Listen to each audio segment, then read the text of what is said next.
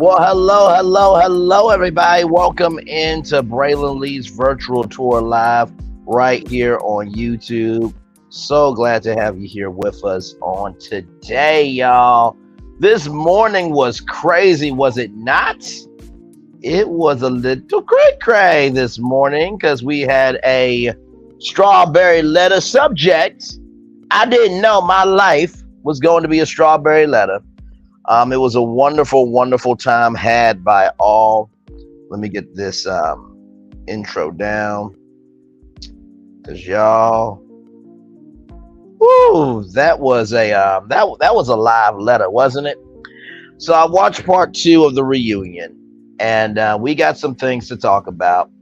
I'm just gonna say this right now. Some of y'all, some of y'all need some production classes on transitions with topics, because Lord Jesus Christ. Oh, when you have rehearsed content that has already been done and over with just to be relevant. Mm-mm. And when you talk about other people, but you can't hold yourself accountable. Ooh, Lord, that's a hell I wish on nobody. Welcome in, everybody. Glad to have all of you here. It is time for season 15 part 2 reunion. So as you guys know, Carlos King did not review part 1 because of Kenya Summer Moore, who basically flamed out Carlos King with the Revenge P tape, confessional of that's happening on Roa. So listen, I know it's going to be a slow audience, but come on in. Glad to have all of you here. So y'all, this notepad has been so helpful that I didn't really realize how helpful my notepad would be. But I was waiting on my chargers for my MacBook, and I watched the whole thing, and so I'm going to give y'all my notes here. Okay, so here we go. So Roa, right, part 2 reunion. So Courtney, so they pick up right where they left off with Courtney. And so, Courtney, unverifiable cousin Courtney, said Ralph was hurt about the affair and that Drew believes that Ralph coached Courtney. And that, there was a very contentious part of the reunion where Drew talked about, not Drew, sorry, that unverifiable cousin Courtney talked about Drew's son and how allegedly that she wanted Ralph to adopt him so she could be in her gay relationship and make Ralph pay the bills. Allegedly, that's what was said. As soon as he knew about the affair, he wanted to have the divorce. Woo! And Drew said that Ty is her girl crush. Marlo says that she's mumbling, even though Andy Cohen asked, "What do you know about it?" And then the text from Sheree. Sheree, really, girl? Really? So you can have intel on somebody else's relationship, but you can have any intel on Martell or Hotel? Really? Okay, that's what we're doing. Okay, great. That's right on point. And I just really didn't get. So I watched Candy speak on it. And Candy gave a lot of context on that, at the end of the day, or at the beginning, middle, and end of the day, that is up to the producers to be able to choose what they want in the show and what they want out of the show. That she actually had a lot going on, but production felt like it might have been recycled, tired, and worn out storylines, right? And listen, I can only imagine what it is to be a producer on a reality show, right? There is a code of conduct. There is a language amongst the team. And not to mention, too, there's so many dynamics that you have to balance out, right? And so I can definitely understand. Hey, Phyllis Crawford, welcome in, Queen. Glad to have you here. I can definitely understand what Candy is saying, right? she is, living her real life, but if it's not interesting to the producers, they're not going to want to tape it, right? So she was talking about how she was at BravoCon in New York, and also she was doing the piano lesson. Like, first of all, Samuel L. Jackson was a part of the piano lesson. Danielle Brooks was a part of the piano lesson. Do you not know how big it would have been to get Samuel L. Jackson on Bravo? Like, Bravo, what are you doing? That was a missed opportunity. Really? You have that type of legend working with one of your people, and y'all don't try to do something with that? Okay, child. Y'all can do what you want to do. But that confused me. That genuinely confused me.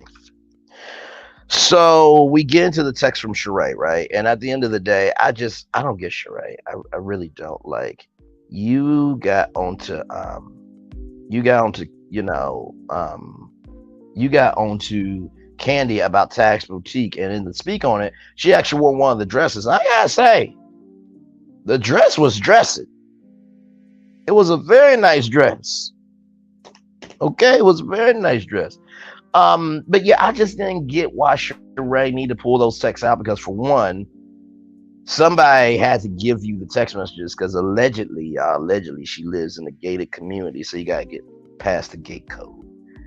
But also too, whoever got the text messages, they broke privacy code of conduct, right? So whoever did it could be in a lot of trouble. But anyway, Lord help. So then Andy gave Monietta her flowers about having a village in Africa for 11 years. I thought that was great. I would have loved to hear more about like some of the stories from Africa. How did you first feel about starting it versus now? Like, it would have been nice to get some context, but no, it was just a highlight. And then there was a 45-minute lunch, and then Allison and Courtney get into it, right? So, Courtney, unverifiable cousin Courtney, as Allison has said, she walks into Ralph's dressing room, and they have a very warm hug. Like, and so, now I'm not saying cousins don't hug, because I'm a hugger too, but like, there's a way to hug, and it seemed like it lingered a little bit. And I don't know. Like, there was a poster saying The Cousin as a movie poster. I'm just like, you know what? I can't. Because honestly, it just seemed a little too close for comfort. A little too close for comfort. You know what I mean? Just kissing cousins, just saying. And so then, Allison walks up, and she said this in Mim's interview. By the way, go watch Mim's interview with Allison. It's great. And then after that, come over to this channel and see the breakdown. Did an excellent breakdown of that interview, because it was a great interview. And so Allison comes to, see what's going on, and Courtney tries to push the door on her. And then they get into a, disagreement of, names being called. I think Courtney did call her a itch. And I'm just like, I have never, honestly, I have never seen more hate for a black man than Hotel Holt, and more hate for a black woman than Courtney. I mean, at this point, it seems like people hate Courtney more than Portia Williams. For the rest of us who don't believe in her marriage, and for those who believe in her marriage, her name is Portia Bobadia. Okay, child. Hey, Nikki News, good to see you. Good to see you. And then y'all. So y'all know that on this show, they're very open with their sexuality. Why, y'all tell me why I saw Peach Hub, the XXX wives. Really, y'all? Peach Hub? I mean, honestly, at this point, what you should have done, and I don't know if they would have done this or not. I'm like, but I would say, "Hey, Candy, can you bring out your peach product, and can we just, and let's just all demonstrate, or can you, or not so much demonstrate on it because maybe we don't know how to use it, but could you lead us rather through a demonstration? Y'all might as well just play with Candy's peach product on camera, because what the hell? Like, I just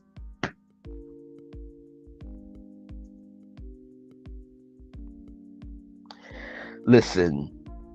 I like I mm. Those peaches that they see. Here's the thing: peach as a fruit is delicious, but I like bigger peaches. Mm, because the flavor can last longer based on how you invest in the flavor. Anyway, let's move on. So, we have Kenya Moore talking about Ian behind, and they rack on,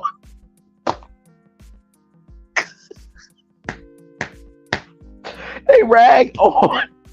I'm not doing this with y'all. I'm not doing this with y'all. I am not doing this with all of you. So Kenya talks about Ian behind.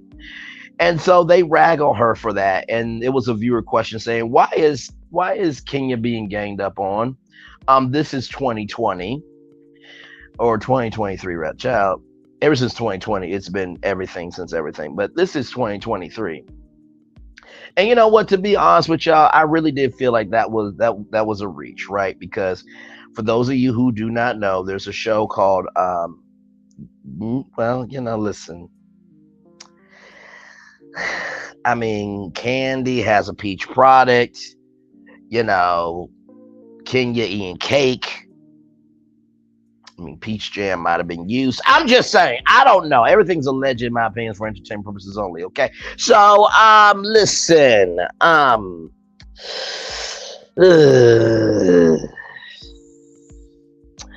There is a show called Principles of Pleasure on Netflix, where it showcases how men and women are basically the same, but except it's just one thing that splits them. One thing that splits them, right? And there is this thing called the cooch or the gooch. That is a male's G spot. This is a real thing. Okay. I did not know what it was until I was spending time with somebody. They're like, you have a G spot, right? I'm like, what? Really? Guys have that? I never do. So, just listen. I do agree with you though, Phyllis. I do agree with you that some things should remain private. But I mean, at this point, it was said on the show. So, with these reviews, they got to balance out. They got to balance out being serious with being fun. So they got to be funnerous somehow. And then, they got to Candy's bedroom life. And so, they asked, what was the freakiest thing that you've done? Candy gave the side eye. And then they asked, how many people have you been with? And have you done orgies? And Candy says that I think I might have done it with about 4 people. And they're like, how does that work? Like, do you tap in out? I'm like, yo, really? You know what? If y'all really want to do that, just do Real Housewives of Atlanta After Dark edition. And just have the viewer questions be all freaky questions. And just put that on Peacock. You know what I mean? And listen, this is not to defend Candy, but she does have a business called Bedroom Candy that's been around for a whole decade. And, listen, I'm not saying that candy don't taste sweet because I've never tasted candy, but the body is bodying where I would not mind one to eat that candy. Anyway, let's move on. Okay. All right. Well then. So Sonya. Um,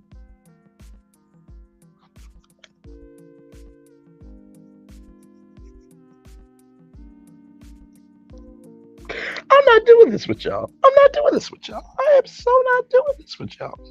Nope. Mm, nope, not doing it. Not doing it. So anyway, so Sonya, right? So we move on to Sonya. She talks about her miscarriage, and she says she lost it a week or two later. And she lost the baby actually in New York. So for those of you who don't know, Sonya is not just an Olympic gold medalist track star, but she also is a commentator, I think, for NBC. So she commentates on track races as well. She said that, trigger warning, but she said that she lost blood in the taxi, and she had to have a blood transfusion, and she was going to mm, let me see. I think she almost passed out actually. Um, yeah, she was going to pass out. I'm trying to think. Commemorate. I wrote commemorate, but I do remember that she, passed out. That's what she said. Um, oh, wait a minute. I'm sorry. That she was going to, I think, communicate. But anyway, either way, so they got to the part where Sonya was talking about how everybody reached out except Kenya, allegedly. Um, she thought that Kenya dismissed it, but Kenya did call her, and they were going to be pregnant twins and try to get pregnant together. And so Kenya does say in so many words, I do see how you can feel that way, but look at the blessing that you have now. And you know what? I will give Kenya more credit. I've always said, Kenya Moore will never be a jealous guy of the past, present, or afterlife. But when she, Kenya Moore, from what I've seen, she is about, trying to do the right thing. So I thought that was very kind, because I mean, at the end of the day, I've never made a woman pregnant. I've never been through being in a miscarriage. I've never been through something that energy filled, right? When it comes to investing into another whole human being, I've never been a part of that. But I can only imagine that when you feel so alone, that at least you would hear from everybody, right? And people get busy, things are miscommunicated, and things get lost in the sauce. But I'm glad that they were able to work that out as women. So I thought that was very, very good. And so then, the family moved out. Sonya's family moved out, and so they talked since they're talking about pregnancy and things like that. They talked about Kenya Moore and how does Brooklyn want a baby brother or a baby sister? And so, Brooklyn said that she wanted bunk beds. And so, Kenya says now that Brooklyn wants a baby sister, and that Kenya Moore is thinking about adoption. Because from what Kenya Moore said, that, it was a lot for her to have Brooklyn. And she doesn't want to go through that again. And I can respect that. I mean, if it took that much to be able to have her, knowing that there could be a high risk pregnancy again, I wouldn't do it either. But she says she's thinking about adopting at the age of 3 or 4, right? So then we get into more of Kenya and Sonya, and how, when it was Sonya and Marlo teaming up against, Kenya. Kenya likes Sonya, but she does not want her to have any bias for anything, right? I mean, at the end of the day, everybody has a bias to something. Like, people, think that you and Candy don't own up to y'all stuff, right? So you can't expect someone not to have a bias for their friend, but that's neither here nor there. So, Kenya says, you never call out Marlo. And she's like, no, I actually did. When Marlo recorded the video, she said that was not fair of you recording the video and sending it to LaToya Luckett.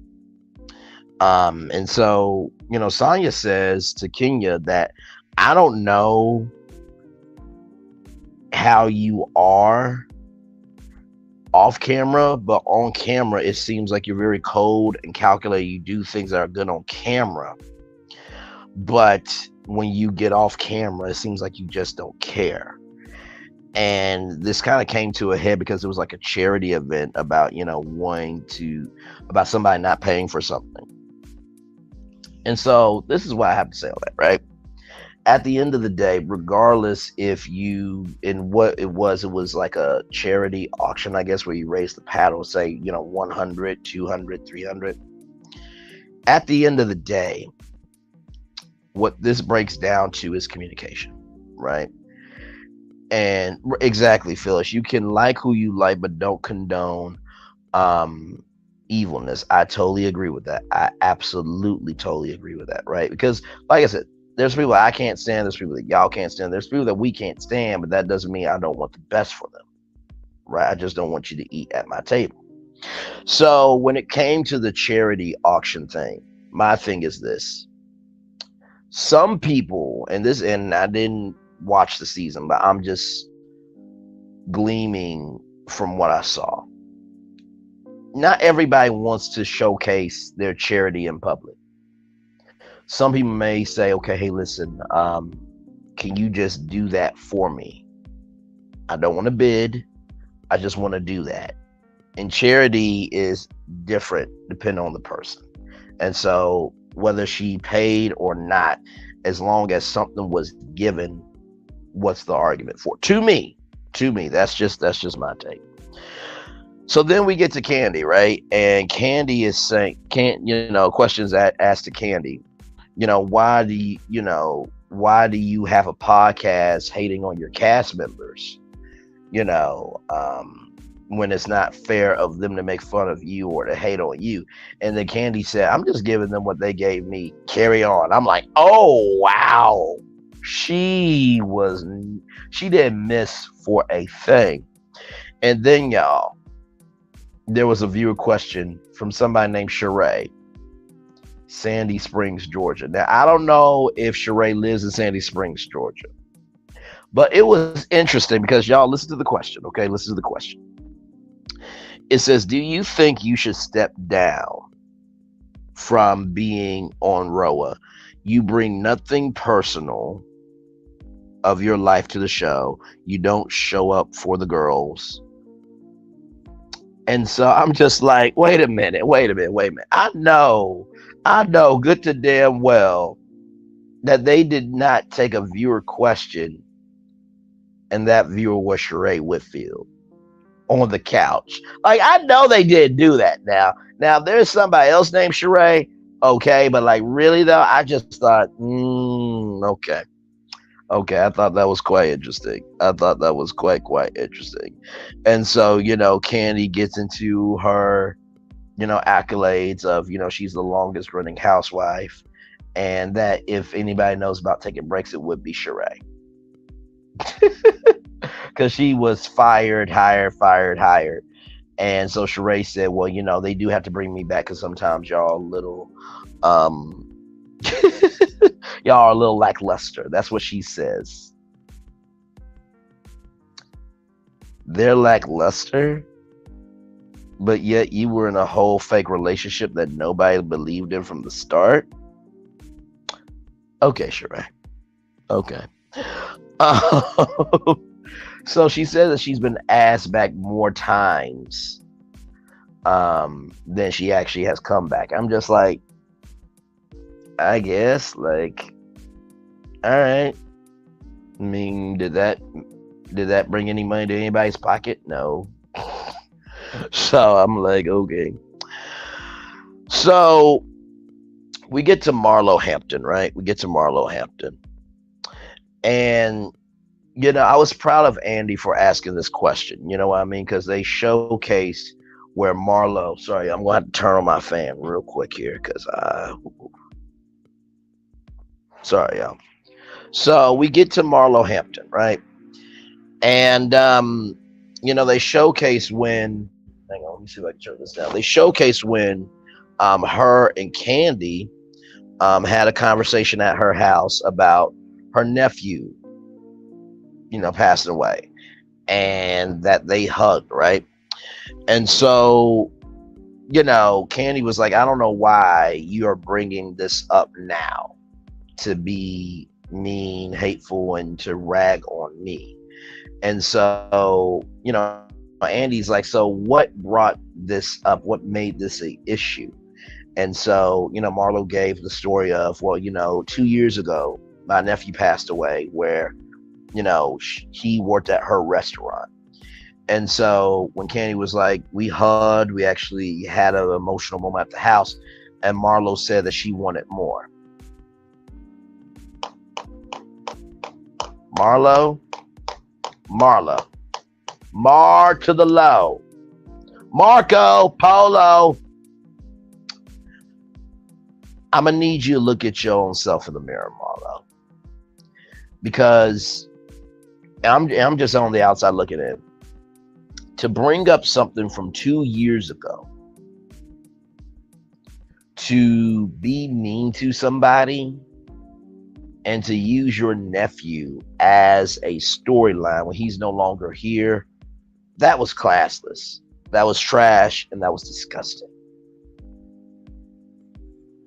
I said what I said. So you did that.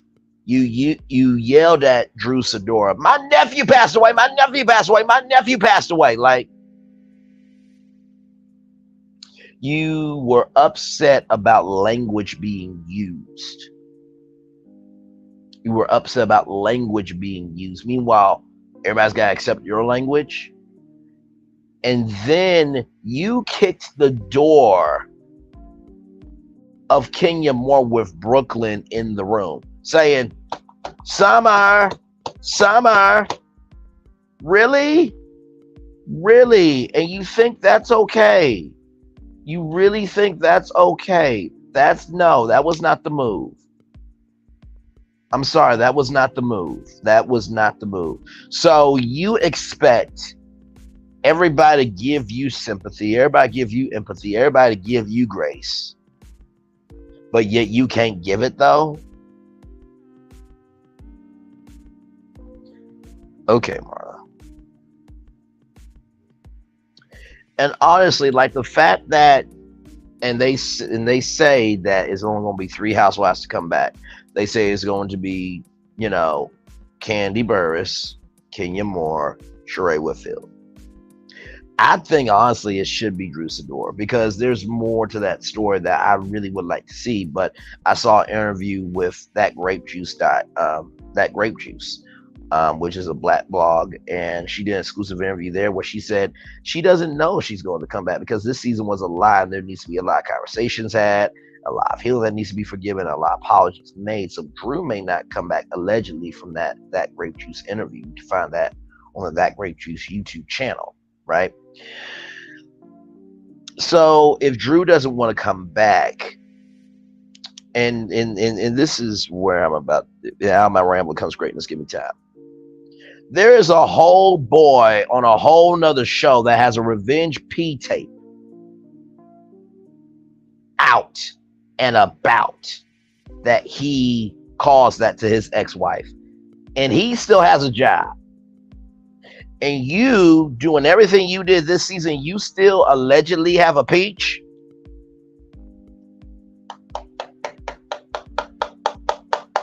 Make it make sense for me. No, seriously, make it make sense for me. Because if anybody else were to do that behavior, they will automatically be off the show. I mean, y'all saw what happened with Erica Mena. Her getting fired for calling Spice a monkey.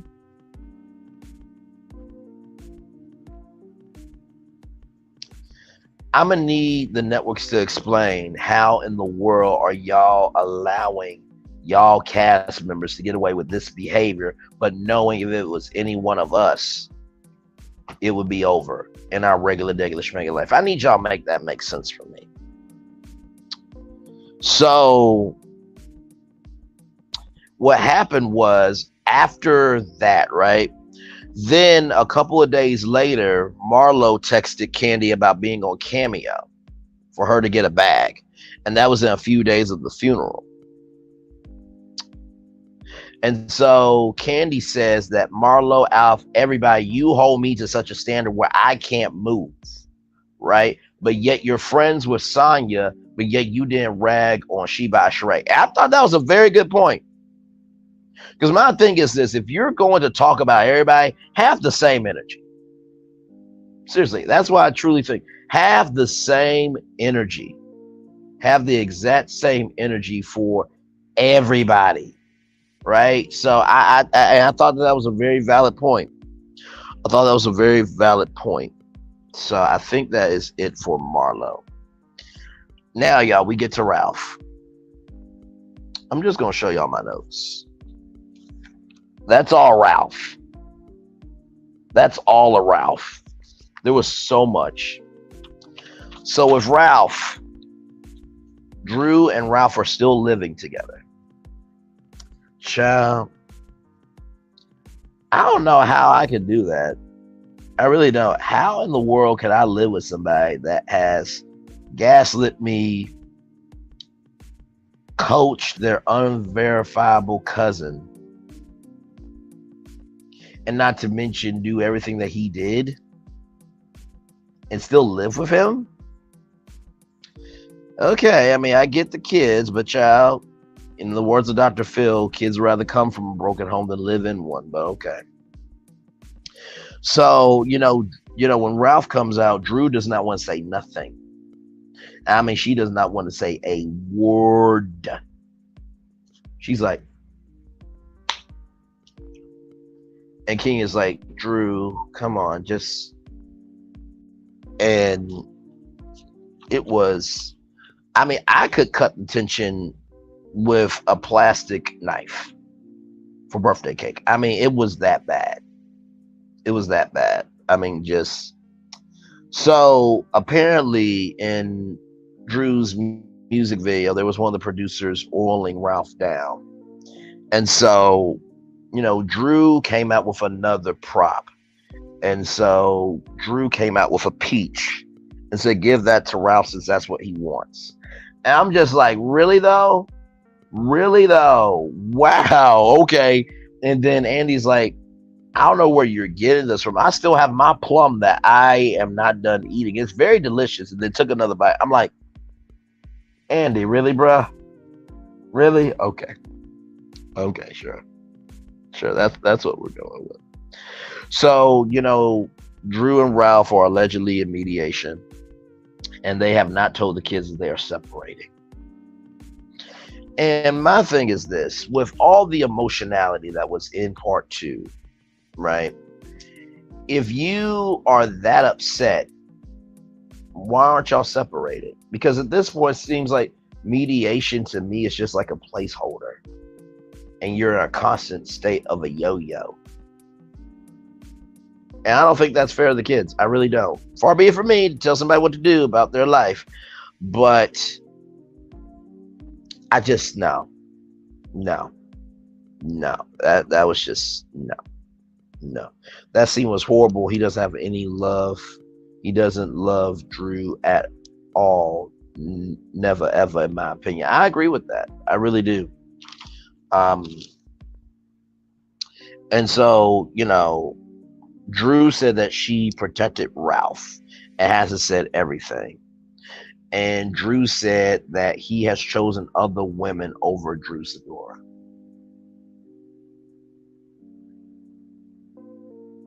When she said that, I'm just like, wow. Okay. And you know what? I could kind of see maybe that because, Ralph is decent looking guy, decent. And so,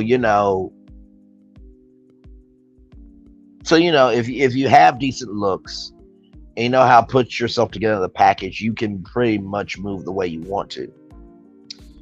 And to be honest with you, and I talked about this morning on the Strawberry Letter review, that at the end of the day, at the beginning, middle, end of the day, just because you marry doesn't mean your partner tells you everything, right? So who knows if Ralph has had his own life outside of Drew.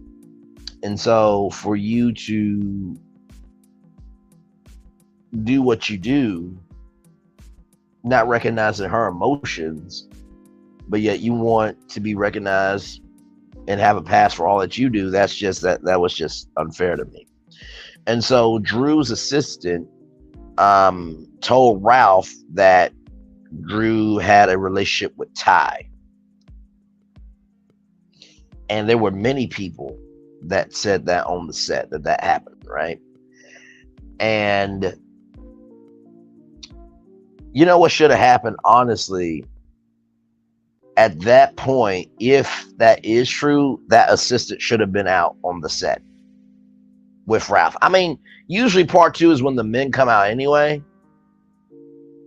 But yeah, Drew's assistant should have came out and said yes or no to that, because that would have cleared it up.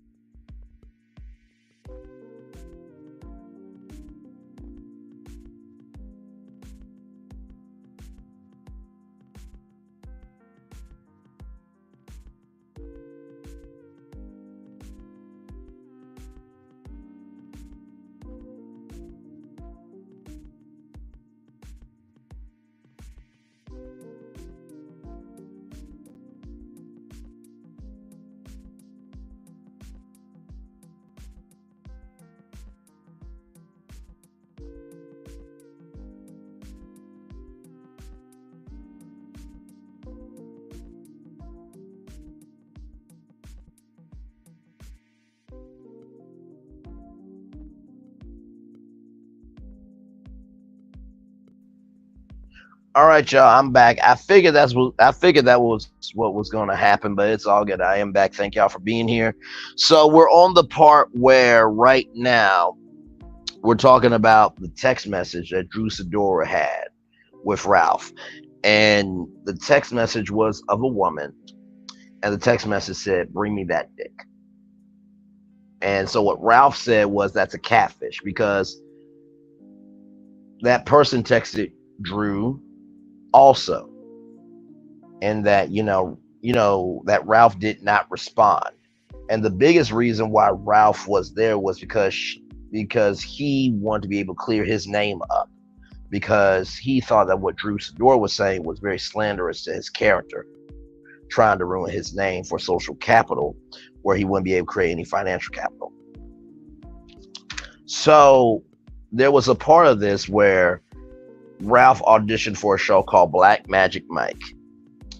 And so it was a debate on did he audition or not. But Candy called the executive producer and said that Ralph actually did do it. Now, this was at the time where he was in Vegas for a technology conference or an IT conference. And so, it's not like Drew did not know. And she even says not like that, she did not know, but it was just the honesty of it all, right? He wasn't being honest. And so they get to the adoption of Drew's son. And so, what Ralph said here really pissed me off. I think it pissed off Kenya more too. That Ralph said the only 3 reasons why you ever adopt is abuse, abandonment, or passing away. And I'm going to tell y'all why that pissed me off, because I'm like, first of all, there are some moms that medically they can't have a kid for whatever reason. And there are some moms that really have a lot of good love to give. And for you to say that abuse, abandonment, or passing away are the only reasons is being disrespectful of moms that have adopted kids. Not sorry. And his thing was that, Drew's, baby daddy is in the kid's life, and why would I take that away?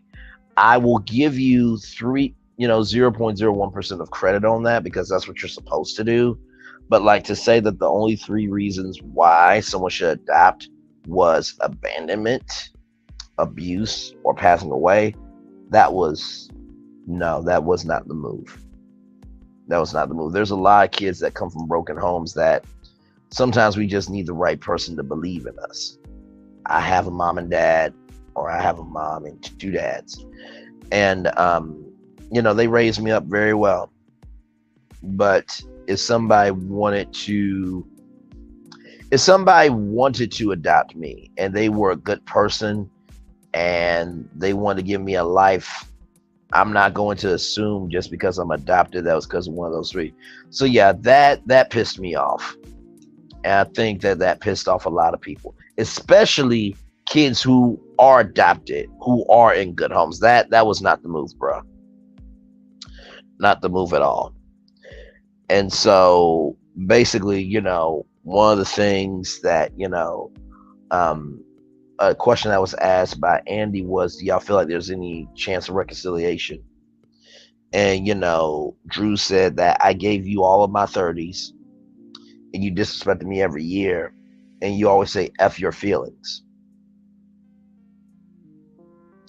And listen, with Drew Sidora, I personally feel that she's been through a lot. And even though she has had a past of maybe not saying everything articulately, because of that, they hold that over her head. Just because you don't say everything articulately doesn't mean that you're not in pain. Doesn't mean you don't go through things. Doesn't mean that things aren't difficult.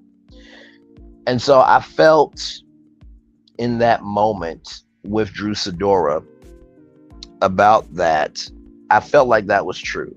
Because there was a moment where, allegedly unverifiable cousin Courtney, imitated someone calling her a itch, right? And Ralph said, well, everybody called you a itch. Sir. Sir.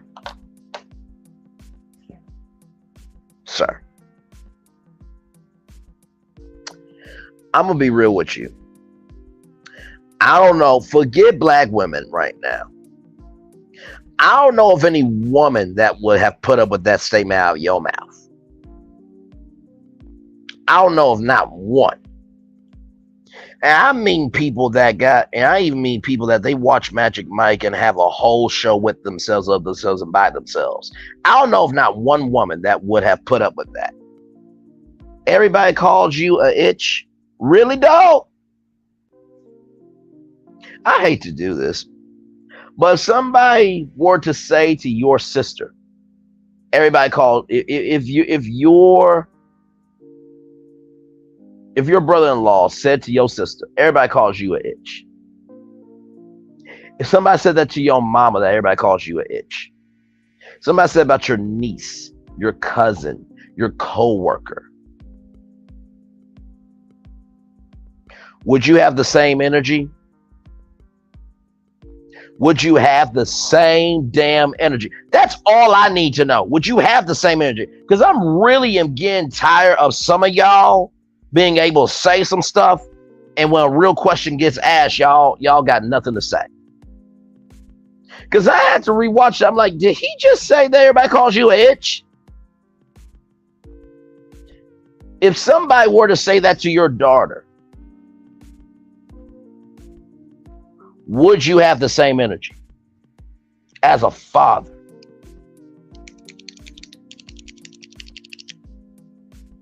Just asking questions. Just asking some questions. Just asking some questions. Child. That would. So you already pissed off people who adopt kids. You said to your wife, let's see. Hey, Yolanda Cameron, welcome in. Glad to have you here. You say to your wife, everybody calls you an itch.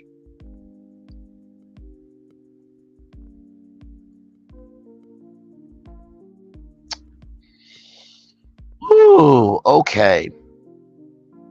So then Drew says that, and this is what Drew Sidora said, that, you talked about her mom, talked about her dad, you threw out her sister, you iced her out, you didn't claim JoJo. And then you just keep throwing on disrespect. And when Drew Sidor said that you locked out my sister, then you go say everybody's locked out your sister.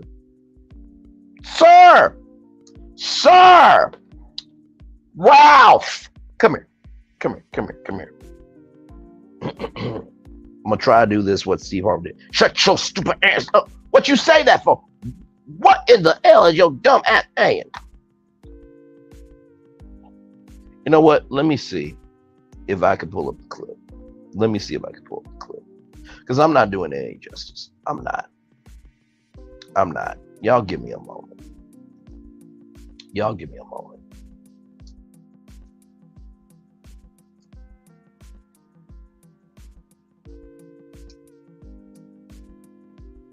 Because that needs to be said to you, bro. That needs to be said to you. Because that was ridiculous. Everybody threw your sister out.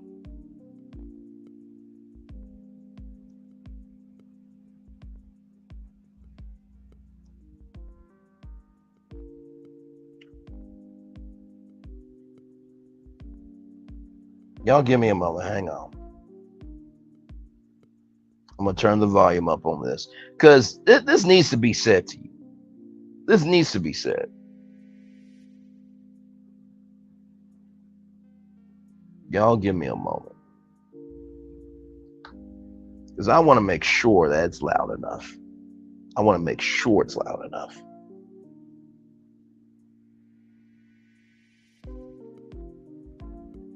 Okay. It's probably going to be a little loud, y'all, so please forgive me. But yeah, this needs to be said. This definitely needs to be said. Okay, y'all ready?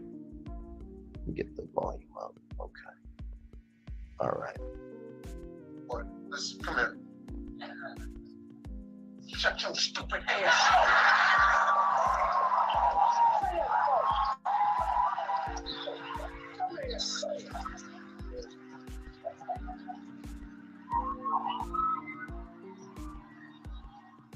Now, I'm going to twist this around.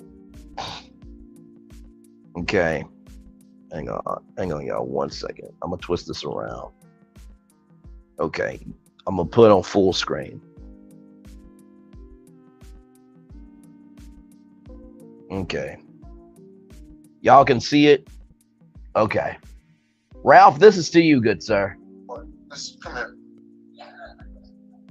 Shut your stupid ass.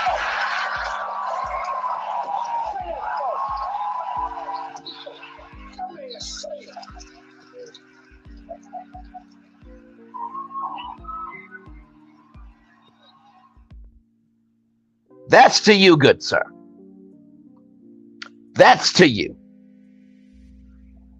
You know what? I'm sorry. I forgot one more person.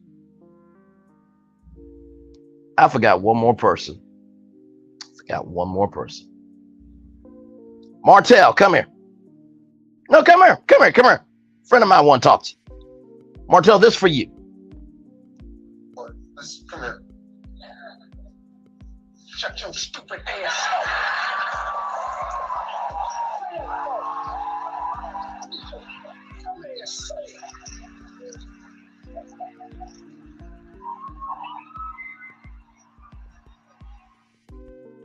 By the way, this, I'm going to do it one more time, but this time is for every hater, every piece of wasted space, and everybody who doesn't have a vocabulary to be able to say that you can't take responsibility. This is for y'all too. Hang on, y'all. Y'all give me a moment. What? Listen, come here. Shut your stupid ass.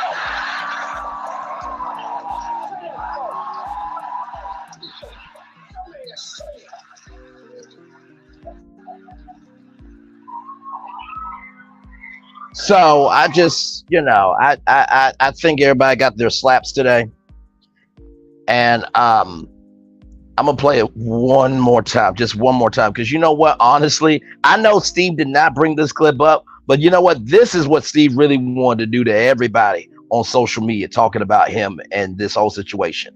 Okay, I'm gonna just do it one more time. This is what Steve Harvey wants to say to all y'all on social media that's been riding him about Marjorie and him and Shirley Strawberry and everything else. Come here. Shut your stupid ass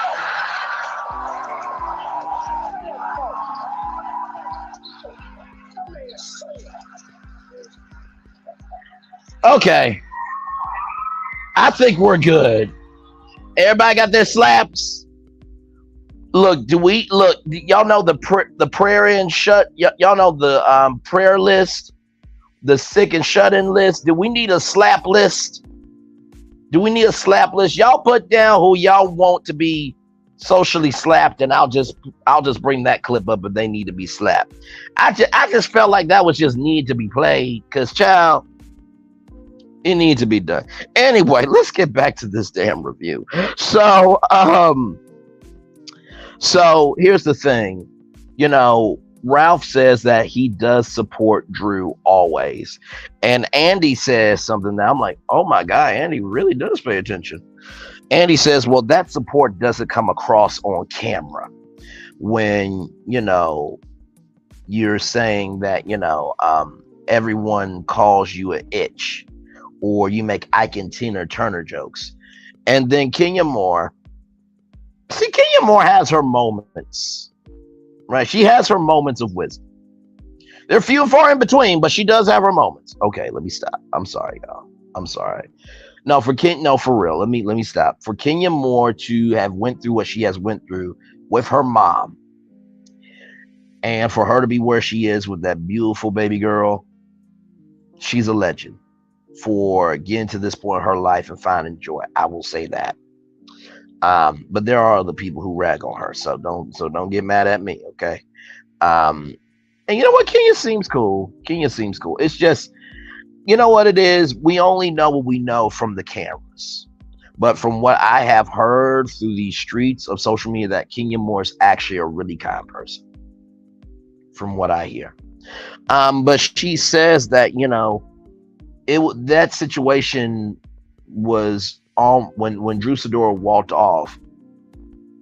That I know it was when Ralph said that you're acting, Drew, and she was like, "I'm not putting up with this." And Kenya Moore said, that's the same thing that Mark said to me: of put your big girl panties on, you can handle this. And Kenya was actually trying to help Ralph and say, I'm just giving you a different point of view here that you may not see.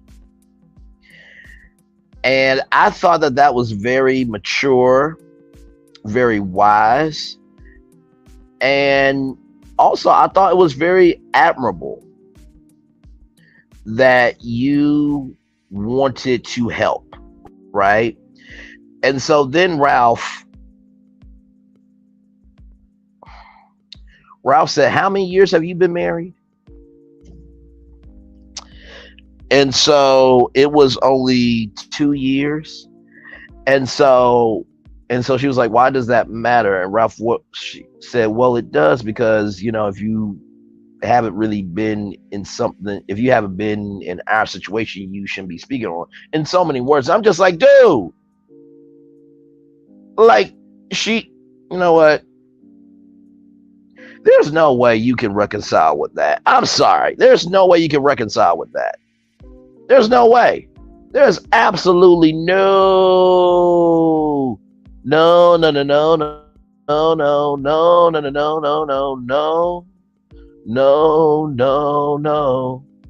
no way.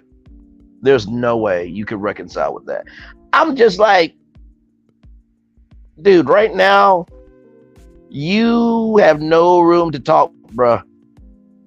You got no room to talk whatsoever. And, I am proud of the fact that most of the women kind of stood down, stayed in their place, and just kept their mouth shut.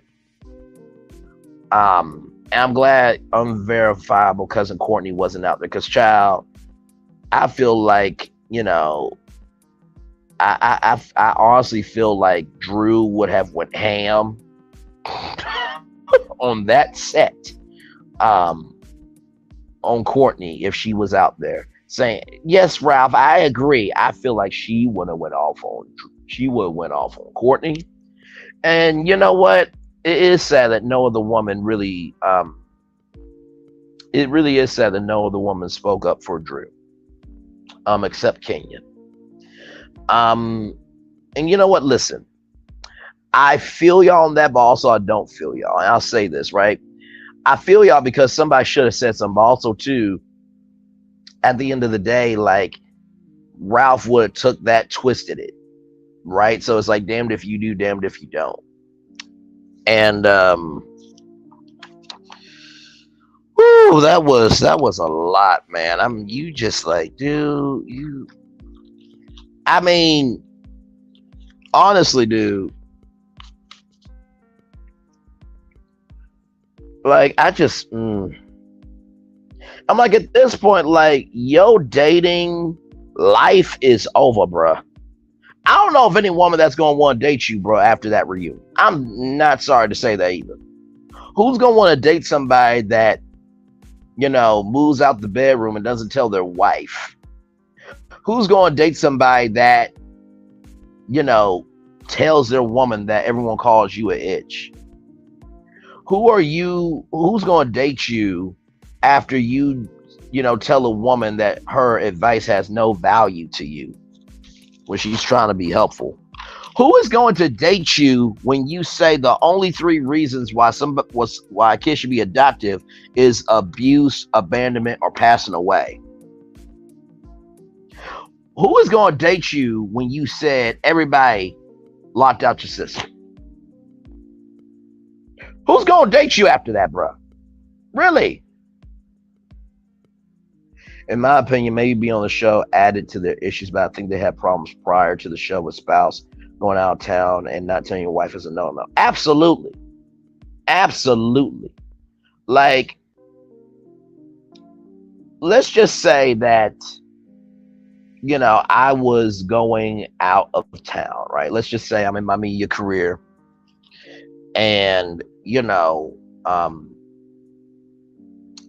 let's just say that I'm going to be on a cruise, right? I'm teaming up with Carnival Cruise Lines, and it's Braylon Lee. It's Braylon Lee Loves Carnival week on the Braylon Lee Morning Show, right? And I don't tell her that I'm going to do 5 live broadcasts on Carnival Cruise Lines, but yet she sees the news. She sees it on the Braylon Lee Morning Show social media. That would be like me saying, "Oh, baby, I told you, you didn't see on social media."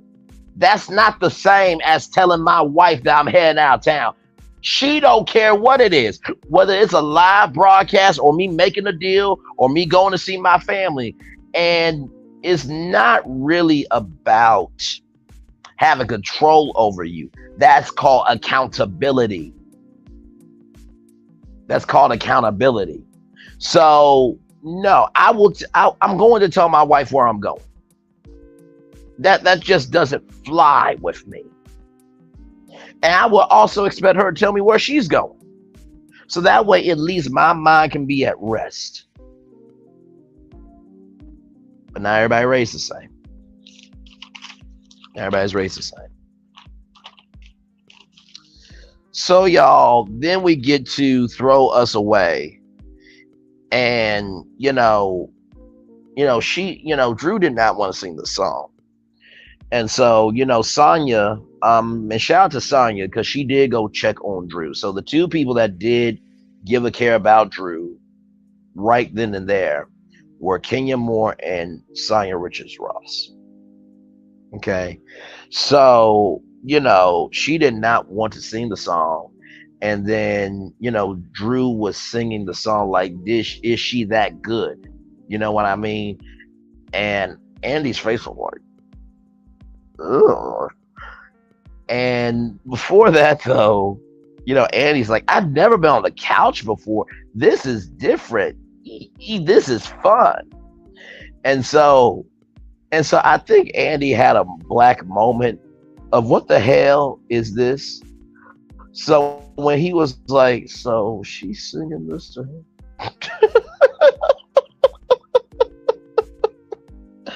I'm just like, wow, okay then. So then they end with this Thailand green wine, and they end on I am about awareness.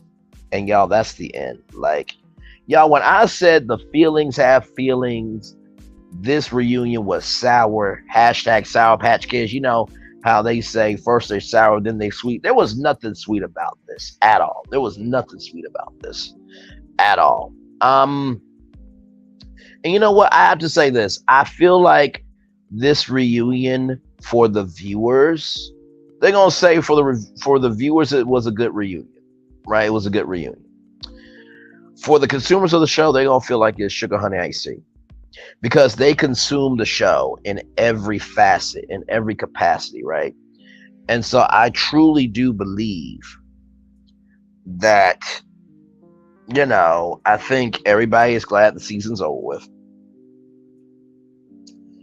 And I truly do think now that this hiatus, and I don't want to put too much pressure on Bravo, not like they don't have a huge lawsuit coming their way. But I do feel like this hiatus can make or break Bravo. Now, is Real Housewives of Atlanta going away? Absolutely not. Absolutely not. This show is a part of the culture. Real Housewives of Atlanta is one of those shows where it's like, okay, I don't watch it, but I better expect it there on my TV if I flip through the channel. That's why I feel like the show is at now. It's gotten that big social capital wise that it better be there regardless of the circumstances. And I do feel that at this point in the game, that's where they are, right? That it better be there. But I feel like and honestly, I feel like the interest is waning from the fan base because it's like they want, and I've been saying this for the longest time. People want quality out of their content now, not just quantity. I think back in the day when it was new, we wanted to see the variety of quantity in terms of the diversity of shows, but now they're looking for quality. They want to see that what they're watching is matching their spirit in terms of how they consume it. And they're just saying how I'm consuming this I'm not feeling it. And they're having standards now. If y'all can't meet those standards, then guess what? It is what it is. It's just like going to a soul food restaurant. If their quality ain't up, they'll go to Popeyes before going to that soul food restaurant. It's not that they don't like the soul food restaurant, but the quantity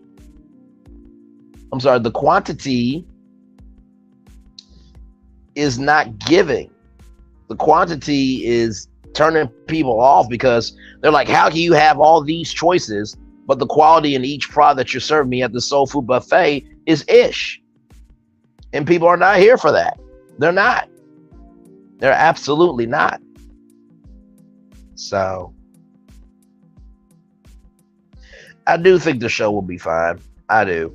Because there's too much of a fandom. And by the way, Carlos, you're not going to review part 2? Oh, I forgot you didn't even review part 1, bro. Like, one thing I will say about YouTube is people expect you to uphold your responsibilities on YouTube. Is it fair? Hell no, it's not. It's not fair at all. But for you to have covered every single episode and for you to interview the original housewife, Nene Leakes, and for you and Kenya Moore to drag Bravo, right? For y'all to drag Bravo about what they should be doing, and you didn't review part 1 and 2, Fans can look at you as a fraud for that, right? They can look at you as shady for that, right? They can look at you that you're not the king of reality TV, because if you were the king of reality TV, you would have covered it. You do realize that, right? And I'm not trying to shade you, but dude, I don't know, dude. I don't know about you sometimes. Like, you could review parts 1 and 2 of the reunion, but yet you could review a coloring book. You could review a coloring book by putting that coloring book in your face and posting it to Instagram. But yet you could cover part 1 and 2 of a reunion of a show you covered since episode 1. Okay. That's what we do. Okay. That's cool. Ciao.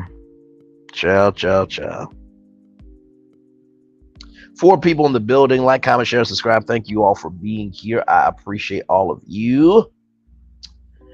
Y'all, I gotta tell you something. This morning was so unexpected, y'all. It was so unexpected with the love, man. It really was. Like, and honestly, literally, when I was up last night, it was a split-second decision to make that thumbnail for the Steve Harvey Moore Show. I didn't know if I was going to do it or not. I really did not know if I was going to do it or not. But I'm like, at this point, I did say I would be up at 8 a.m. I did. So at that point, I have to be honest. I have to be real. I have to be truthful. And when y'all came through this morning, it warmed my genuine heart, mind, and soul. Like, y'all really dug into me and what I had to say. And from the bottom of my heart, I thank each and every one of you, because honestly, to do this is difficult as all get out. It is truly difficult as all get out. And it's difficult to get out because you don't know who is going to accept you and who is going to reject you. And honestly, to tell you the truth, I was talking with T Talk about this. I'm like, y'all, and thank you, Nikki News, so much. I appreciate you, Queen, so much. What people don't realize about what I did this morning was that was me at the highest capacity of my gift.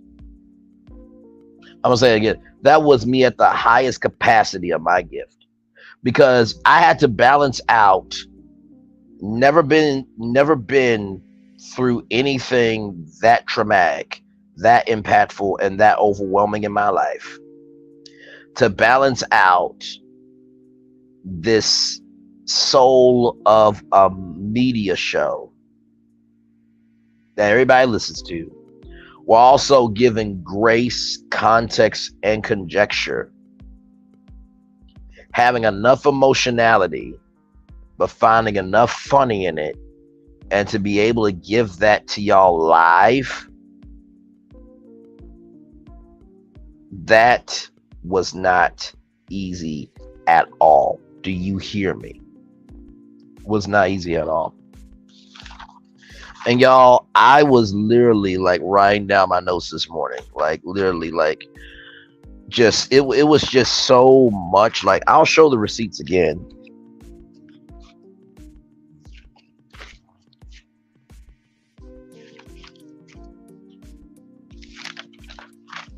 Because it was really that much.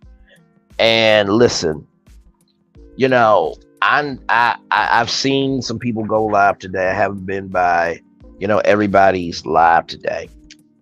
But I know and knew and, really had it made up in my mind that, everybody was going to cover all the gossip side of this, right? But I felt, because I cover media, culture, social capital, I felt that there needed to at least be one video in the algorithm that told it verbatim, pound for pound, soul for soul, energy for energy, as it needed to be, as it was told, as it needed to be heard. I felt like if I could be that one video, I'd be that one video to give context. I've done my job. You know what I mean? So I appreciate that, Nikki News. I truly enjoyed the discussion. I thought it was riveting. I thought it was powerful. And I really think it did showcase me in the best capacity that I could. Oops, sorry. Sorry, y'all. I really do think it showed me in the best capacity that I could have been seen in. Because I did not rehearse what I was going to say before coming on the live. I did not. All I knew was, okay, you say you were going to be up. You did part 1. Part 2 was you need to take your notes. Part 3 was 9:59 a.m. I'm like, well, damn. I got 1 minute to air on live TV, and I got these 4 pages of notes. How in the world am I going to review this? Because there's no rehearsal. It's just live TV. And I thought to myself, you know what? This is what you do. This is what the F you do. Go do it. Whatever you don't understand, ask God to decrease you as he increases you. Do what you can do. Allow God to do what you can't do. But don't negate the fact that this is the gift that he gave you. That's why I felt like this morning when I was doing what I did this morning. I really felt that. I really, truly felt that this morning. So if y'all haven't seen it, it's on my channel. It's at 200 views right now. 201 views right now. So y'all please go check that out. Like, comment, share, subscribe. We're live on tour right now talking about Roa, but if y'all want to share that video out, y'all got my permission to share it, because I think people do need a video to reference from. And I'm not saying I'm the best. I'm not saying I'm the worst. I'm probably number 100 on the short list, but somehow I still made the short list to be able to give y'all something that was of quality because of a purpose, not the quantity of ratchetness that I could put in a video.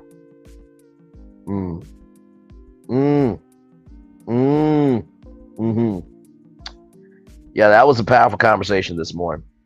Very powerful. And you know what? I'm glad they did not open up the phone lines this morning. I'm glad. So glad. I'm so glad they did not do that, because honestly, if they were to do that, it would have been a crazy morning.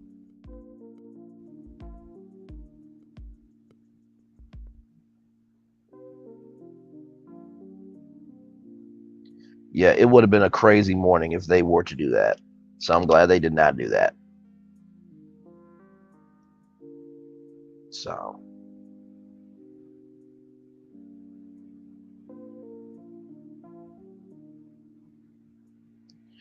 it's so funny to me. It is so funny to me how people are now going live about Steve and Shirley. I'm like, child, the real tea, the real hotness of it all was this morning when the show went off. And now everybody's trying to do what they do with it. Like, I get it, but like, I knew right then and there that right there. And that's why I decided to do it, because I'm like, first of all, not everybody was going to be up at 8 a.m. for one. Number two, I know that some people are not going to go back and listen to, because the Steve Harvey Morning Show is also in the podcast, right? And so, and even though people listen to the podcast, some people may not listen to the podcast. But honestly, I knew that at 10 a.m., or at least this was my guess. Hey, sexy mommy at 60, welcome in, Queen. Glad to have you here. I knew that at 10 a.m. somebody needed to go live because that was the hottest time to do it. Right at 10 a.m., right as they got off the air. As they got off the air, I came on the air. Ciao.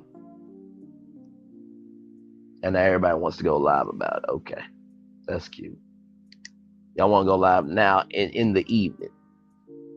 And listen, I'm not going to rag on y'all too much because you know what? For people who were not listening to the morning show, they're in a state to, listen to it now. You know what I mean? They're in a state to listen to it.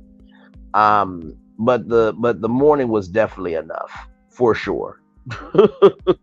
For sure. You know what I mean? So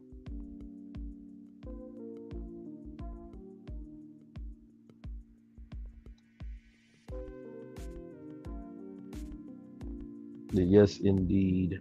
Welcome in, everybody. Glad to have you here. Like, comment, share, and subscribe. We are live on tour talking about part 2 of ROA and also just recapping this morning of the conversation that we all had, the virtual travelers, my virtual tour family here, of the strawberry letter. Subject, I didn't know that my life or I was going to be a strawberry letter. It was a lot. It was a lot this morning. Quite a lot this morning. So,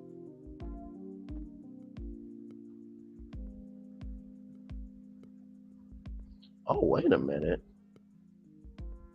That's an interesting clip. I'm gonna have to watch that. So apparently, so Sheree Johnson, who was on Family Matters, I think she is a social media manager for a magazine now. And so she interviewed with Sean McDonald about creating the Steve Harvey Morning Show.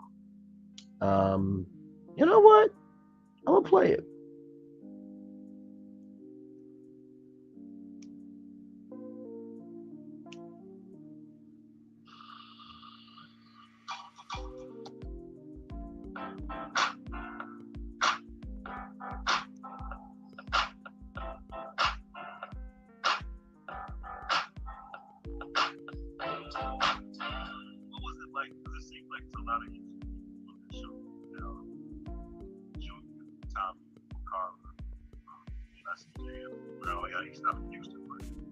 Did you have a lot of input in putting all this? Absolutely. I'm from Houston, Texas. Born and raised in Houston, Texas. Born here, went to high school here, graduated from college, University of Houston, where I got my master's degree. It was done in Houston, Texas. Tommy's character, which we started in Los Angeles, was a character that I used to do on radio in Houston, Texas. And then Carla, she was a program director, a music director for a radio station that I used to be the sidekick on in Houston, Texas.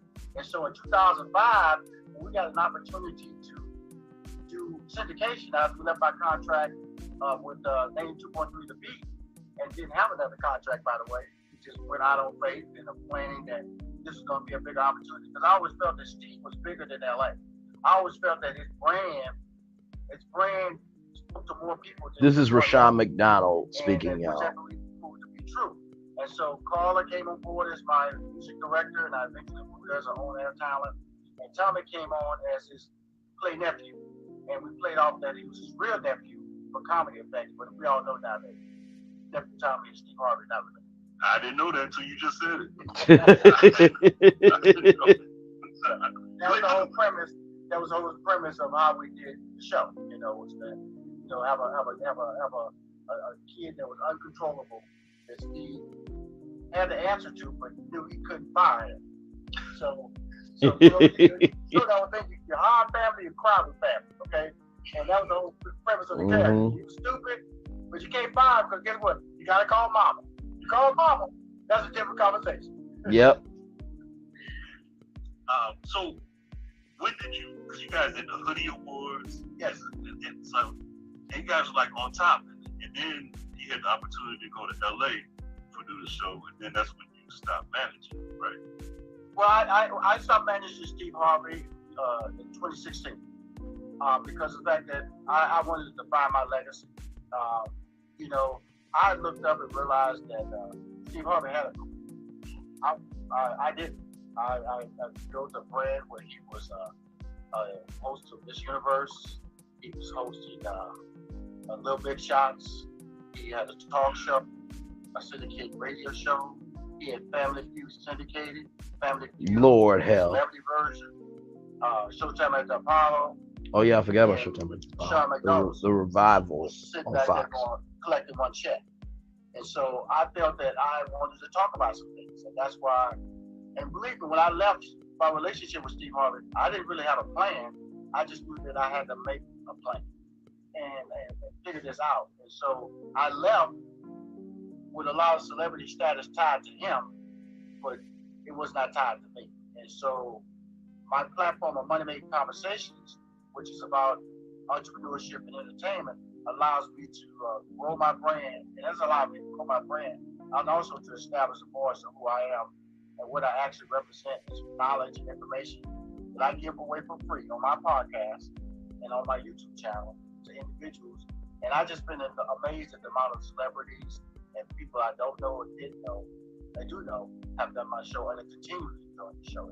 That is true. Money Making Conversations is one of the biggest podcasts out there. Oh, absolutely. You know, you got YouTube. I think everybody has YouTube. Just type in Money Making Conversations with an S, and it'll pop up. I have 31,000. I started my YouTube channel in January.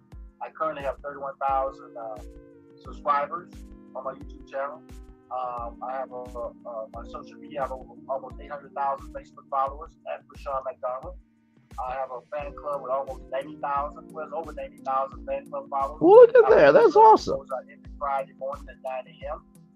And then I also have moneymakingconversations.com where you can listen to all the YouTube interviews that are tied to Money Making Conversations as well as my podcast, which is tied to iHeartRadio. So there are a lot of, usually, if you just Google my name, a lot of activity pops up, and it's usually tied to success because in doing your show, when the opportunity to do my show, I wanted to do the show because of the fact that I knew of my relationship with you. It's not necessarily that we sat down and we ate some chicken together. Just I knew of your relationship and I knew what you were trying to do. And so, you know, I can sit on my front porch and tell people and also share advice about I'm just a regular guy, you know, that works very hard. I work very, very hard. And I get up every day at 4 a.m. to prepare for my success. And usually I go to bed about 11:30 midnight every night. And I'm comfortable with that schedule because I'm living my life. And I don't need sleep because I actually go to sleep to get up. And a lot of people don't understand when I say that, is that if you go to sleep with a plan to get up, then it's easy to get up. You won't hit the snooze button. Oh, that was good. That was good. Wow. If you're getting up at a job you don't want, that's a battle. You're getting up and dealing with kids you don't want to deal with, that's a battle. If you sleep in bed with somebody you don't want to be sleeping with, that's a battle. Oh. I have removed all of No, he did not just say that though. Lord hell. Am I happy when I get up? No. Nobody's happy getting up at 4 o'clock in the morning. Nobody. But I have plans that I have to deal with, and I have success stories that I have to write. And that's my goal. Hey, please like and subscribe to my YouTube channel. It is the official Sherry Johnson. That way you never miss one of our Change World podcasts. Yep, Sherry Johnson was on. Yeah, Sherry Johnson was on Family Matters. OFFICIALCHERIE Johnson. She's got 24,300 subscribers, so shout out to her. I would not mind being on her podcast. I've seen some things on her channel, and she seems very, very, she seems very cool. She seems very cool. But yeah, and you know what? Shout out to Rashawn McDonald, man. I mean, that brother, he is a worker. And, what he said was so important, too, of how I go to sleep to wake up. If you go to sleep making a plan, you'll be able to wake up to make that plan happen.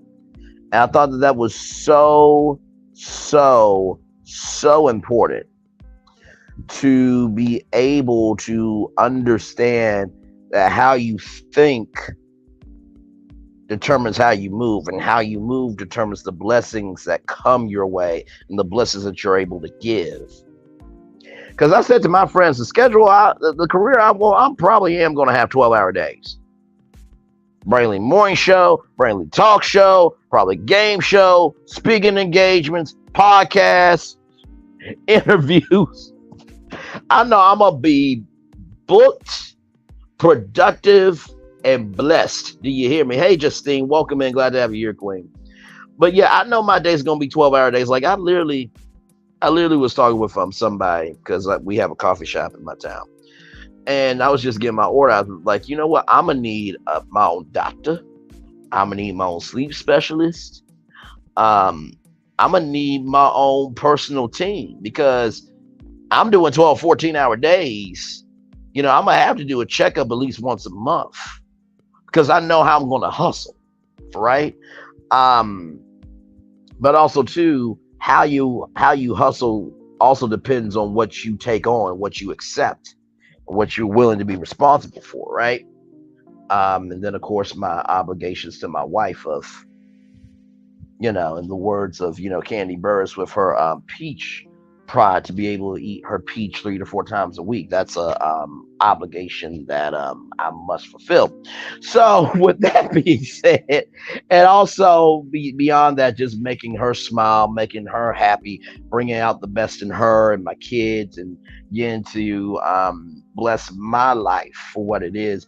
There's a lot of responsibilities, right? And so I need to make sure that I am in tip top shape, condition, and of soul to be able to give my best for the people that deserve the best, right? So yeah, you know what I mean? So that's just genuinely how I feel. You know what I mean? So but yeah, yeah, it's definitely something. And like I said too, get up at 4 a.m. every day is not easy, right? I mean, good God, I know with the Brayley morning show, I'm probably gonna have to wake up around what 2 or 3:45 in the morning. And my Lord Jesus, that's gonna be something. Do you hear me? That's going to be something. You know what I mean? It's going to be definitely something for sure. But you know what though, at the end of the day, Steve Harvey kind of said the same thing too. That, if you wake up in the morning, I'm sorry, I'm trying to think how he said it. Because he was on Life Class with Oprah Winfrey. He was on Life Class with Oprah Winfrey. And he said, in order for you to get to loving on your family, loving on your kids, getting to do your career, in order for you to do everything that you love to do, you have to wake up to do what you love to do. And I didn't get that first. I really did. Because I'm just like, really? What do you mean I got to wake up to do it? In order to give life, purpose, and soul to everything you do, you have to get up out your bed to do it. And I thought that was so powerful. And it reshifted a lot of things in my life. Of, even though I may not be where I want to be, I still got I have a mom and two dads and a sister that I love so much. One is my stepdad, but I call him dad. One's my biological dad, but I still call them dads. So they're my dads.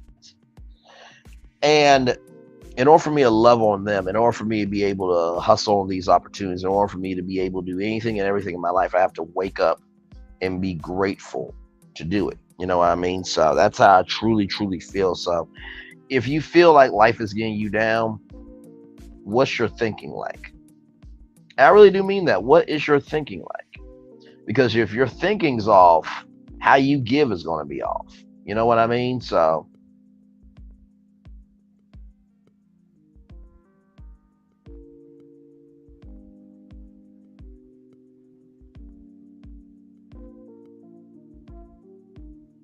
But yep, two people in the building. Thank you all so much for being here. I appreciate each and every single one of you. I really, really do. Man. So I do have some other topics for y'all. I thought these were kind of interesting.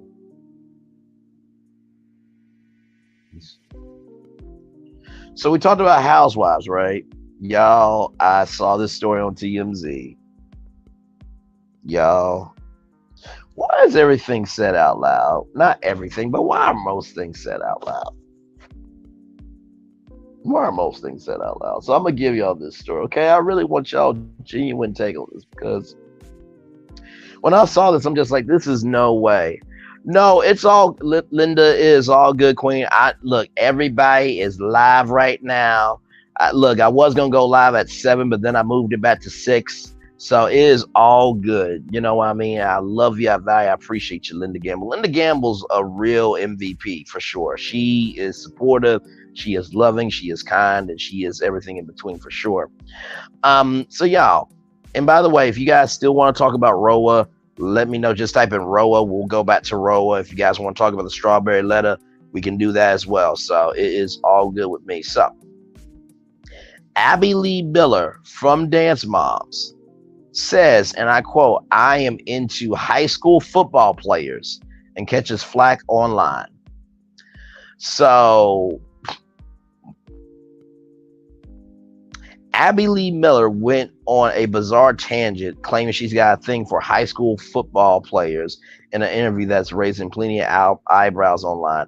57-year-old Abby took the odd stance on a recent episode of Sophia Franklin's Sophia with a F podcast. At the very end of the show, the two started talking about Tom Cruise causing Abby to bring up his 1983 flick All the Right Moves about a high school football star.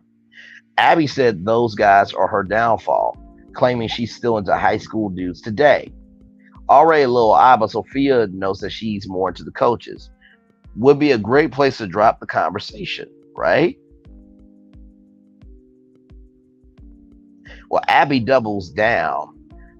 She isn't talking about guys that used to be in high school. She means ones that are currently in school. Yes, she is out of prison. Yes, she is. It's a pretty wild thing to say, especially considering her former reality series Dance Moms were all about running a studio full of kids. As you can imagine, she's been getting burnt online. Many have pointed out the obviously disgusting implications of her comment. One person even pointed out the fact that she went back and clarified is crazy. By the way, Abby's new show, Madhouse, begins airing at the end of September. And it's a series that takes young adult dancers and pits them against each other into making it on her team. I didn't even know she was having a show, child. And it's a BTV original. Let me see what this is. I never heard of BTTV. I mean, like, listen, I mean, if you want a younger dude, there's plenty of people 30, but you want to, child, she wants an 18-year-old. Fresh. I mean, child.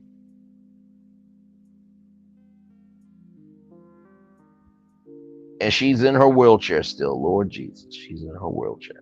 But she also has medical issues as well.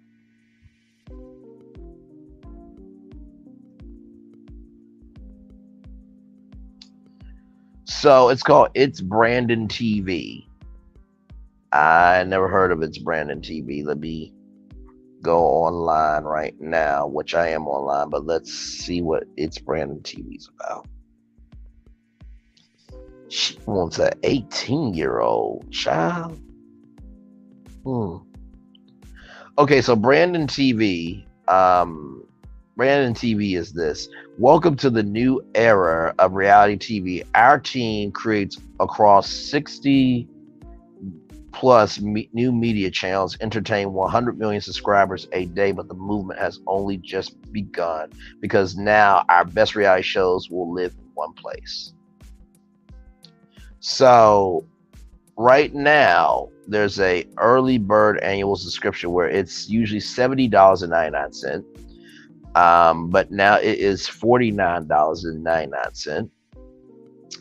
Nikki News said he will only want her for her money. Absolutely.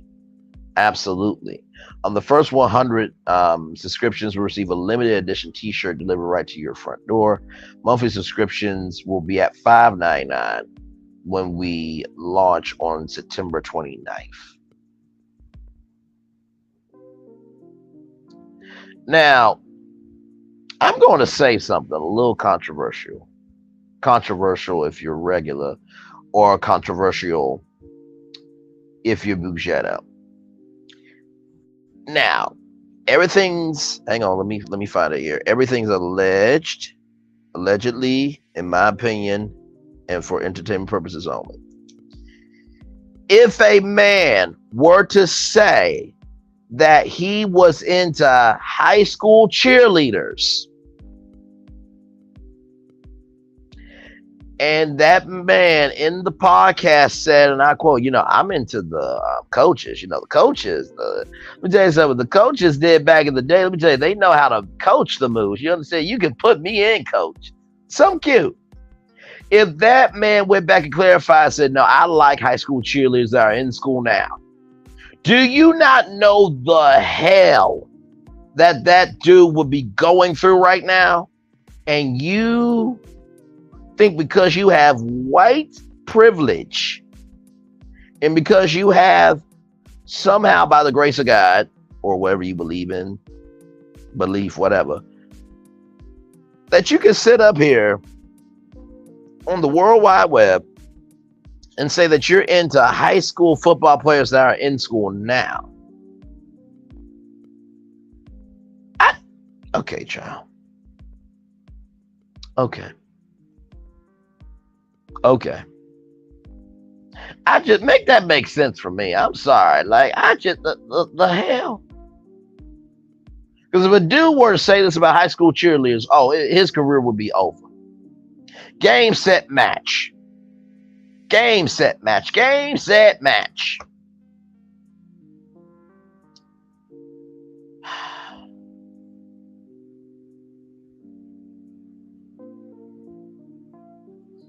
This don't make no damn sense.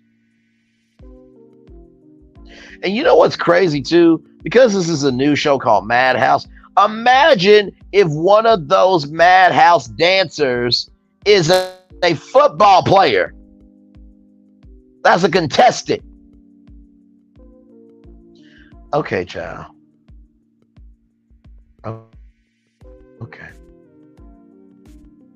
Okay. Do what you need to do, child, but that ain't the move.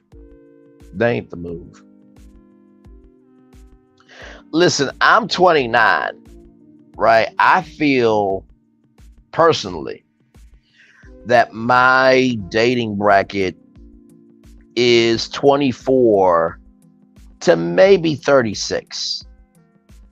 37, 38 is kind of pushing it a little because 37, 38-year-olds have a little bit more of their ish together. But if they're open-minded, then and you do what you need to do, then it can work out. But my age bracket is 24 to 37, 38, but really 24 to 36. And I think that's a decent age bracket because 24, 25, 26, 27, 28, 29, it's a 6-year age gap. But most of the time, at least that person you're talking to that's 24 may have been born in the 90s. There's something there. But like, no, you're just asking for trouble. Like, because their brain isn't developed yet. They are going to be very selfish and they're not going to understand the responsibility. Right? You know what I mean? So it's just, I don't know, child. That was just. Anyway, so moving off of that, Coco Gauff is cheery after U.S. Open win. Y'all, she won the U.S. Open at 19 years old. Like black excellence. Yes. Yes. US Open champ Coco Gauff is still has a massive grin on her face after winning the big tourney. But she won't be celebrating with a huge bash, just a bunch of Z's. The 19-year-old pro seemed to be in great mood today, stepping out of her New York hotel room just days after striking gold at this year's big event. Coco stopped to snap a picture with a fan while while jumping in a waiting car with a Miles Morales plush in her hand. Um, Coco's been on the tennis court for years and turned pro back in 2018. She's ranked number 3 in the world in singles tennis, number one in doubles. In other words, this big weekend's big win was a long time coming for the teenager. And by the way, she won $3 million. So if you win the U.S. Open, you get $3 million. Y'all, she still lives with her parents and doesn't have to pay a thing. She's set. Let's see. Look, I'm happily married, but I wouldn't take a man in his 20s, 30s, or early 40s seriously if he wanted to date the 50-year-old me. You know what? I can respect that, Nikki News. I can respect that, right? Because listen, I'm 29 years old, but as intelligent, as articulate, and as soulful as I am, it would be disrespectful for me to want to date the 50-year-old Nikki News, because at the end of the day, even though me and Nikki might vibe, she needs a man that can handle responsibility now. That's not putting me down of my value, my worth, and what I have to give. But the higher the actual retail value of the product, the more responsibility, the higher responsibilities of that product that you're buying or purchasing. So even though Nikki News is 50 years old, black, curvaceous, and me and her will probably have a good kiki ha ha and a laugh and listen. This mouth can do a lot of things besides talk. And this body can do a lot of things besides move into rooms and shake the room and give it the boom in the words of Raven Simone. That's neither here nor there, but the point is, I need to shut up. I'm so horrible. But the point is, though, it would be disrespectful to the responsibilities, her energy, and where she is in life now. And then Nikki News also says, plus you need a woman of childbearing years. It will be unfair to you. And I believe that's very true. And you know what? Here's the thing with the age dynamic of Cougar Cub, right? There are some Cougar Cubs that work. But then you got to think about, at the end of the day, do you want your own legacy? And that's not to disrespect the love you have. Like I said, if Jill Scott wanted to marry Braylon Lee, damn it, I'm eating her at the wedding. Screw the kids. They gonna learn how they got here today. Hell. Okay, I said that a little too strongly with my chest. By the way, there will be a pillow behind the chair as she falls back. Anyway, Lord help me. Even though Jill Scott is 50, looking 30, sounding 30, moving 30, and she has, I think, 13-year-old son now. If we got married, I would be so happy. But also, too, I feel that Jill Scott may not want another kid. And even though I will be in that relationship happy as can be, my Lord Jesus, she on my microphone, I'm in her, she's on my microphone. You know, I'm listening to the sound of her speaker going through my ears, muffled and all, but still enjoying the sound, you understand? That doesn't mean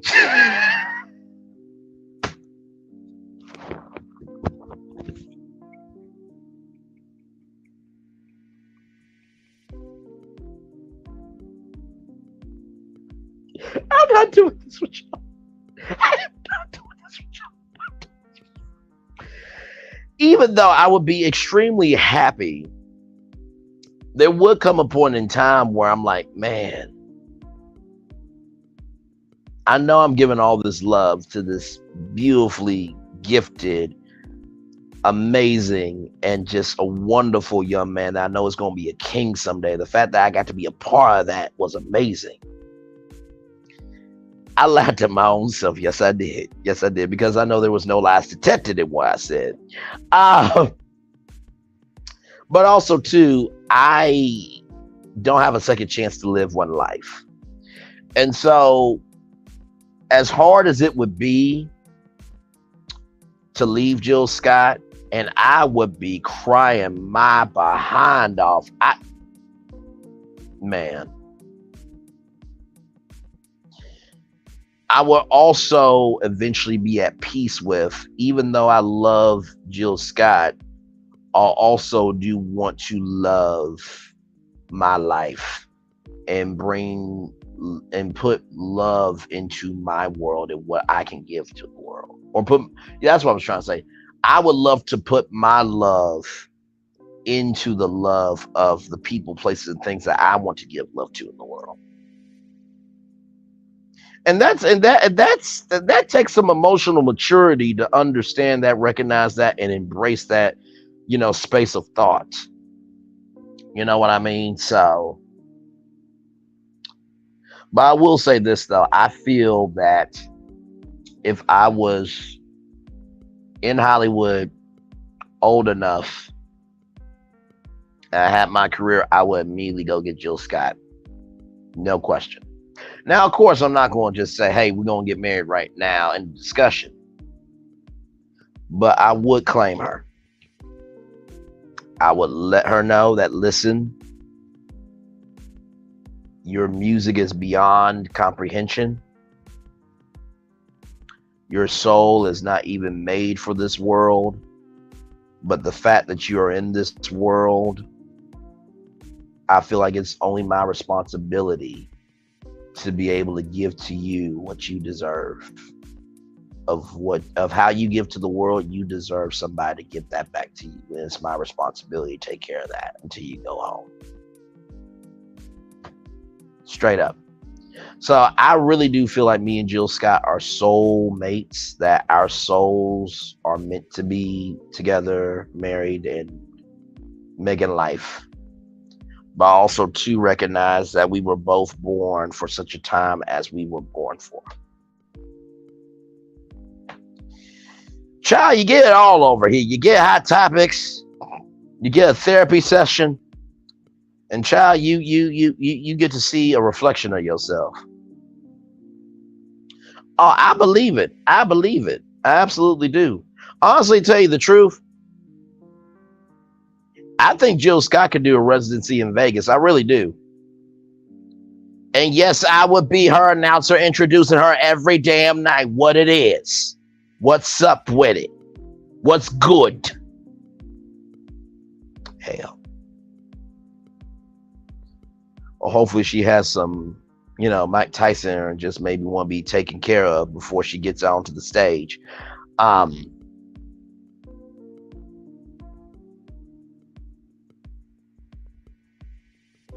those of you who don't know, Mike Tyson had sex in green rooms before he went to box in the ring. So there it is. Anyway.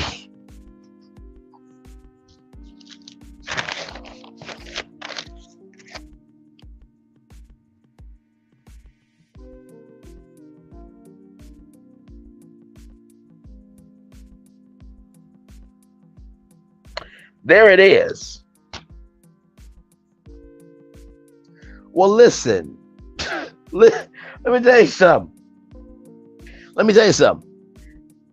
If you are beautiful and curvaceous, Nikki News, and then I got beauty and curvaceous in front of me, somebody is going to have to be handled in the front row.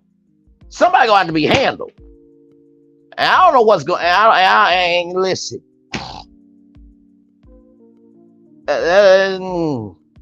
Yeah, yeah.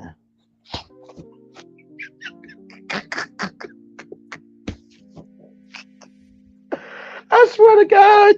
I swear to God. Here's the thing. I'm that family member where, like, do you really have to say that though? But yet, even though I do the most, I'm always gonna come through for you. I'm always be real with you. But no matter what, I'm always gonna want the best for you. I feel like I'm one of those family members where it's like, doggone it, Braylon here. It's like, God dog, Braylon here. You know what I mean? I'm that. You know what I mean? So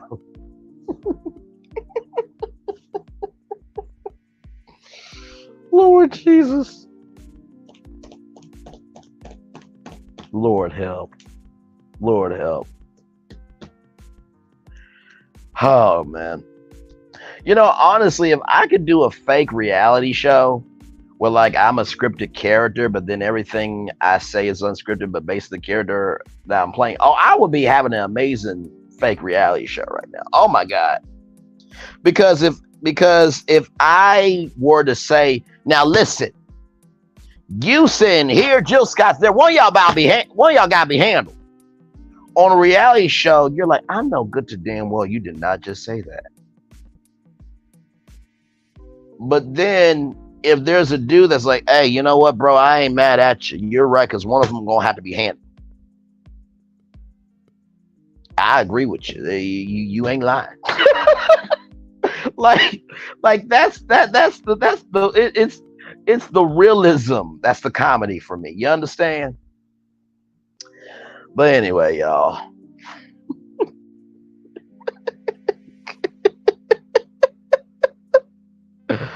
Oh man. Oh man.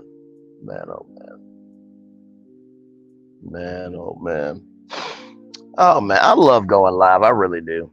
I really, really do. I love going live with y'all. I love being here, and bigger than that, I love being able to give y'all good energy. I really do. I really, really do. Because at the end of the day, we all need a place to fall. We really do. Life is hard. It's difficult. It can be trying sometimes. And it's nice to know that you can always be able to go somewhere important to have a place to fall. You know what I mean? So, yeah. So, well, y'all, I think that's about it for me. I thank each and every one of you for being here. I'm going to read the daily motivational thought, and then I just saw somebody that they're from Little Rock, Arkansas, but I'm going to probably go to their channel.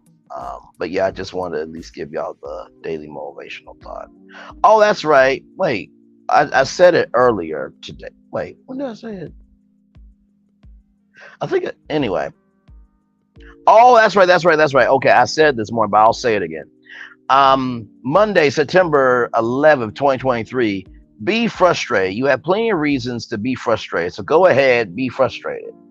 Then be done with it quickly. Allow yourself no more than 10 or 20 seconds of pure frustration. After that time is up, drop the frustration, but hang on to all its energy. Rotate that energy around to face in a positive direction. Do something useful, productive, and transformative with it. Frustration is a strong, clear signal that something must change. Send that signal to yourself, receive it loud and clear. Then get to work on changing things for the better. Get good and frustrated, but don't get mirrored in that frustration. Similar frustrations have led to great achievements for plenty of people. So work to make sure that they do the same for you, Ralph Molson. I appreciate that. Today can be anything and everything, but it's what you make of it. Number two, even though you may have had a hard day, you still made it through that day 100%. And finally, at the end of the day, you're not the only person going through a frustration. You're not. I promise you, At the end of the day you want to give up is the day that somebody is needing you the most. It never fails. So with that being said, it's time for the best outro on YouTube. Know what you do and do what you know. Never say you weren't born special, because you were always born a blessing. And trust, you may not be where you want to be. By the end of it, you'll be where you need to be. Do what you've been chosen to do. Why? It's one thing to call yourself. It's another thing to be chosen. One love, much love, all love. I have spent time with you. You have spent time with me. And hopefully by spending time together, we'll be able to rise up together. And always remember, where you're doing radio, television, YouTube, or living your best life. Or better yet, recognizing that, damn it, we all can be a strawberry letter. Make sure the replay is not just worth for you to watch it, not just worth for you to listen to it, but for you to want to experience it again. I love you. I value you. I embrace y'all. I feel the love, and I send it right back to you. Y'all have a wonderful night. I'll see y'all very soon. Love y'all.